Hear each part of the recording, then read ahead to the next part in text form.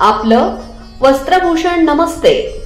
चला तर दिवाळीची वस्त्र खरेदी करूया सोनईमधील नमस्ते वस्त्र दालनात आणि खरेदीवर मिळवूया 10% सूट।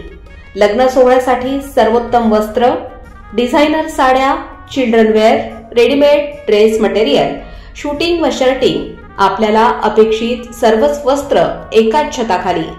सोनई परिसराचं वस्त्रभूषण नमस्ते। ठिकाण नमस्ते ट्रेडर्स समोर, शिवाजी रोड, सोनई। संपर्क